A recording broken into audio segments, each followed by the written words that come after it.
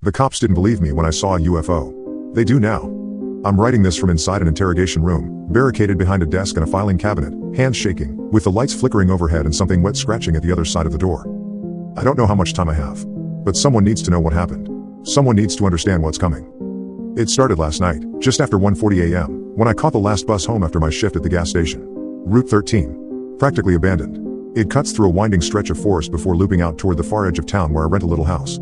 Most nights, I'm the only passenger. Just me and Marcus, the driver. Marcus was solid. Quiet. Maybe late 50s. Always wore a faded baseball cap, always had a half-dead cigarette tucked behind his ear. The kind of guy who gave off this unshakable calm, like he'd seen everything and just didn't care anymore. He didn't scare easy. Until last night. We were maybe 3 stops from mine, just entering the thickest part of the woods. The trees crowd close there, thick, black pines that block out the stars. The air always feels heavier, like the forest is watching. Then the bus stuttered. Just once. The headlights flickered. The dash lights dimmed. And then, with a grinding wheeze, everything died. No power. No engine. No hum of electricity.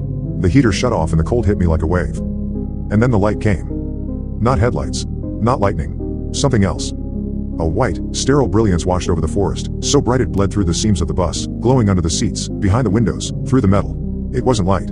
It was erasure. Like everything outside the bus had been painted over. Marcus stood slowly. I remember the way he looked back at me, one hand on the door lever, eyes narrowed.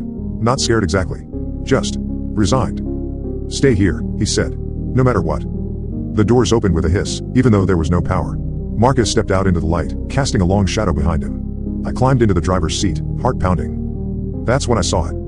The ship wasn't above us. It was ahead, parked right on the road like it had always been there. It was impossible to focus on, curved in ways that made my head hurt, like a Mobius strip made of bone and steel. The surface writhed subtly, pulsing like it was breathing. Or hungry. And then they came. They didn't walk. They glided, silent and deliberate, like something underwater. They were tall, thin, their skin waxy and pale. Their arms bent in too many places, like dislocated joints moving with unnatural precision. Their heads were smooth, eyeless, featureless except for a vertical slit that split open slowly when they got close, revealing a slick red membrane that rippled like it was tasting the air.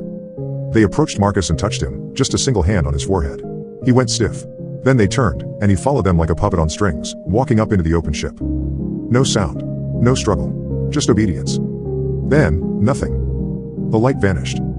The ship was just gone. Like it had never existed. I ran. I don't remember getting off the bus. I remember the cold air biting my lungs and the sting of tree branches on my face as I sprinted through the forest toward the main road. I flagged down a logging truck, babbled something about abduction and creatures and Marcus disappearing. The driver called the cops. They met me in minutes. They didn't believe me, of course. But they were kind about it. Too kind. Like they were handling someone fragile. They brought me to the station. That was their mistake. I told them everything. 6 officers. 1 dispatcher. 2 detectives. All of them sitting in stunned silence as I described the ship, the things that came down, the way Marcus didn't fight. Then the lights flickered.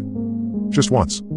Then again. Then everything went dead. And the humming started. Not mechanical. Not even physical. It was in our skulls. A low, nauseating frequency that vibrated behind the eyes. 1 officer screamed and dropped his radio. Another grabbed his head and staggered back against the wall, eyes rolled up into white. Then the windows shattered. The front glass imploded, and a gust of cold air filled the room, reeking of burnt plastic and decay. Something stepped through, spilled through, like it was peeling itself into our reality. It was one of them. But then there were many. Chaos erupted. 1 officer fired his sidearm. The bullets froze midair, hung there for a second, and then reversed direction and tore into him. Another was lifted by his throat and peeled open from the jaw like paper. There was no blood at first, just smoke, like something inside him had boiled before his skin caught up. 1 creature slid through the ceiling tiles and dropped onto an officer's back. It wrapped long fingers around his head and sank its hand through his skull like it was dipping into clay. The screams never stopped. They didn't even sound human after a while. I watched the sergeant try to fight one off with a baton. It didn't even flinch. It let him hit it, then folded itself inside out and swallowed him whole. His body didn't fall. It just melted into the thing like it was never there. I ran. I don't even remember getting into the interrogation room. I just remember slamming the door and jamming the filing cabinet in front of it. My hands were covered in someone else's blood. Now I'm here. Listening. The hall is quiet, except for the occasional click. Like bone tapping on tile. Or teeth chattering in reverse.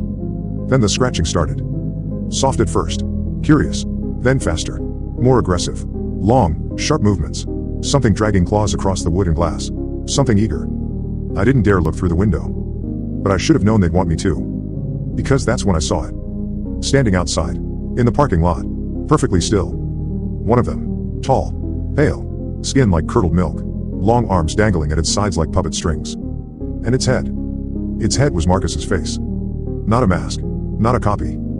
His actual face, stitched onto its head like wet leather, stretched too thin over something not meant to wear it. His eyes were glassy. Lips pulled into a slight, pleasant smile. And then it spoke. In Marcus's voice. Come on now. It's all right. Let us in. You were the last one. His voice was calm. Kind. Familiar. But there was something under it. A subtle delay. Like someone practicing speech by playing it through a broken speaker. Like it didn't know what it was saying, just that it had to say it. The scratching's getting louder now. Faster. The door's vibrating like something's clawing at the lock from the inside. They don't want to kill me.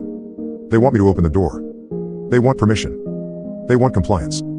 I can hear more of them out there now, clicking, hissing, mimicking footsteps and whispered voices. One of them is giggling. In my voice. I'm not going to make it out of this room. But I needed someone to know what happened here.